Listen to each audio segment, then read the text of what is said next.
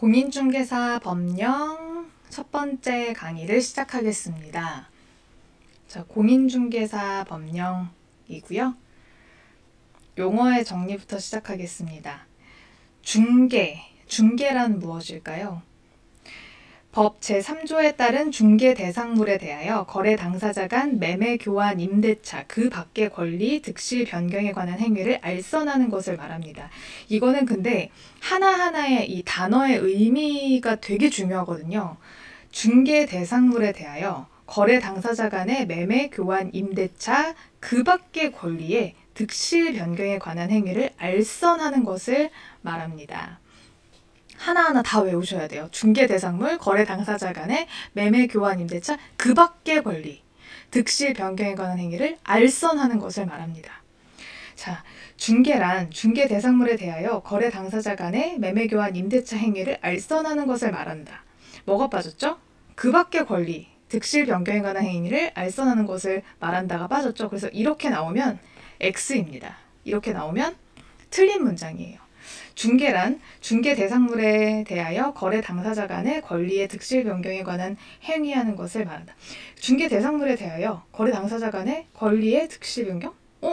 뭐가 많이 빠진 것 같죠? 매매, 교환, 임대차, 그 밖의 권리죠. 이거 빠졌잖아요. 그래서 이것도 틀린 문장입니다. 이렇게 치사하게 내거든요. 한 문장, 한 단어가 되게 중요해요. 자, 다시 한번 읽을게요.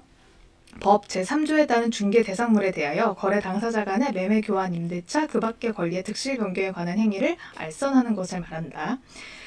정말 중요합니다.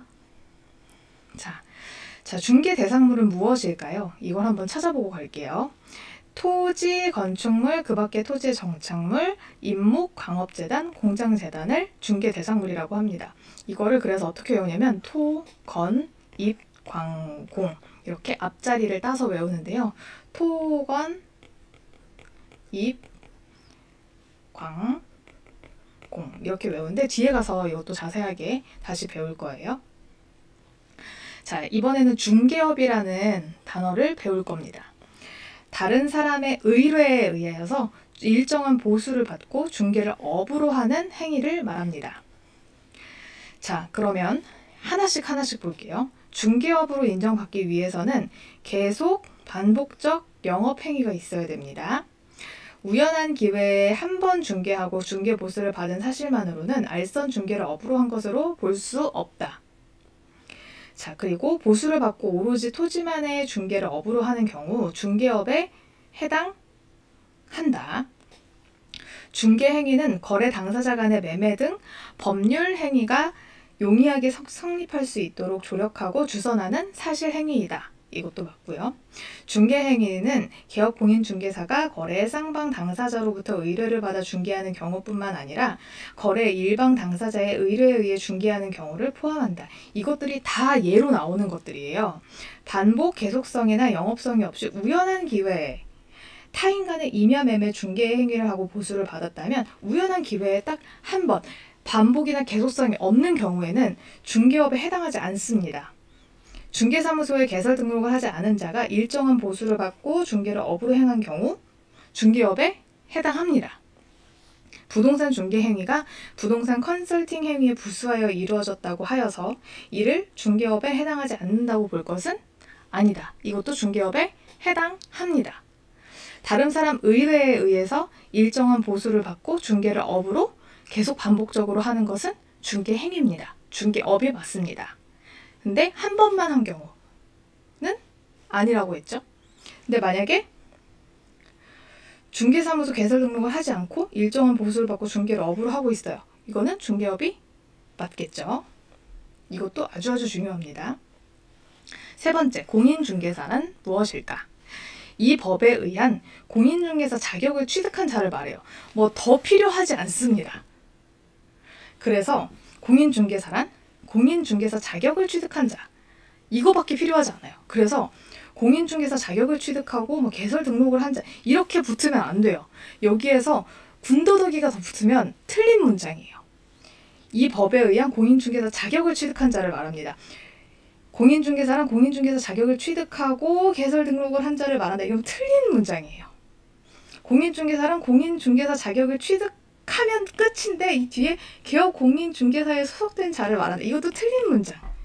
공인중개사란 공인중개사 자격을 취득하고 중개업을 영위하는 자. 이것도 틀린 문장. 공인중개사란 무엇이라고요? 이 법에 의한 공인중개사 자격을 취득한 자. 이게 끝이에요. 아시겠죠? 공인중개사는 공인중개사 자격을 취득한 자. 이것뿐이면 돼요. 이것도 명심하시고요. 개업 공인중개사는 무엇일까요? 이 법에 의하여 중개사무소에 개설 등록을 한 자를 말합니다. 자, 중개사무소에 개설 등록만 하면 돼요. 뭐 딴 거가 더 필요하지 않아요. 개설 등록을 한 자. 아까는 뭐였어요? 공인중개사 자격을 취득한 자였죠. 공인중개사는 공인중개사 자격을 취득한 자. 취득한 공인중개사를 말한다. 아니에요. 공인중개사 자격을 취득한 자. 개업 공인중개사는 중개사무소에 개설 등록을 한 자. 개업 공인중개사란 중개사무소에 개설 등록을 한 공인중개사를 말한다. 아니라고 했죠. 개설 등록을 한 자를 말하는 거예요. 자, 공인중개사, 개업 공인중개사에는 자, 이렇게 나눌 수가 있어요. 법인인 개업 공인중개사, 공인중개사인 개업 공인중개사, 부칙 제6조 제2항에 따른 개업 공인중개사. 우리는 이제 앞으로 부칙 제6조 공인중개사라고 부를 거예요. 그리고 다른 법률 규정에 따라 중개업을 할 수 있는 법인들이 있어요. 근데 이 팀들도 볼 건데 우리는 주로 이 세 팀을 이야기를 할 거예요. 법인인 개업공인중개사, 공인중개사인 개업공인중개사, 부칙 제6조인 개업공인중개사 이렇게 나뉘기도 합니다. 자, 법인인 개업공인중개사는 상법상 회사 또는 협동조합, 사회적 협동조합은 제외가 됩니다. 이것도 문제로 꽤 나올 때가 있어요. 사회적 협동조합으로서 뭐 이런 식으로 나올 때도 있어요. 자본금은 5천만 원 이상이어야 합니다. 대표자는 공인중개사여야 하고요. 대표자를 제외한 임원 또는 무한책임사원 3분의 1 이상은 공인중개사여야 합니다. 대표자를 포함한 이렇게 쓰는 경우도 있습니다. 이거를 그래서 대표자는 무조건 공인중개사여야 하고 대표자를 제외한 임원 및 임원 또는 무한책임사원 3분의 1 이상이 공인중개사여야 한다는 거 잊지 마시고요. 5천만 원 자본금. 다음에 소속 공인중개사. 개업 공인중개사에 소속된 공인중개사. 중개 업무를 수행하거나 개업 공인중개사의 중개 업무를 보조하는 자를 말합니다. 여기에서 중개 업무를 수행하는 거는 무엇을 말하는 걸까요? 바로 확인 설명, 확인 설명서 작성, 거래 계약서 작성을 할 수 있다. 작성. 확인 설명, 작성. 확인 설명, 확인 설명서 작성, 거래 계약서 작성. 우리가 나중에 거래를 하다 보면 확인 설명도 해야 하고 임차인 혹은 매도자, 매수자에게 우리가 확인 설명도 해야 하고 거래 계약도 해야 하잖아요. 근데 이거는 대표 공인중개사가 거래 계약서를 사인을 할 수 있어요. 근데 소속 공인중개사는 확인 설명서를 작성하고 거래 계약서 작성을 할 수 있지 그 대표 공인중개사만 서명 및 날인을 할 수가 있거든요. 우리는 소속 공인중개사가 만약 된다면 거기에서 확인 설명을 할 수 있고 확인 설명서를 작성을 할 수 있고 거래 계약서를 작성을 할 수 있어요. 이거를 바로 중개 업무를 수행하는 거라고 얘기해요. 근데 이게 대단히 중요한 일이죠. 이거는 우리 증이 있는 사람들만 할 수 있는 거예요. 확인 설명을 하거나 확인 설명서를 작성하거나 거래 계약서를 작성하는 일을. 그리고 개업 공인중개사의 중개 업무를 보조하는 자를 말합니다. 여기서 문제. 아까 개업 공인중개사는 어떤 사람이라고 했죠? 중개사무소에 개설 등록을 한 자. 그쵸? 공인중개사는 뭐랬죠? 공인중개사 자격을 취득한 자. 잊어버리면 안 돼요. 자, 그래서 소속 공인중개사는 이제 개업 공인중개사에 소속된 공인중개사로서 중개 업무를 수행하거나 개업 공인중개사의 중개 업무를 보조하는 자를 말한다. 중개 보조원은요? 이거 중요해요.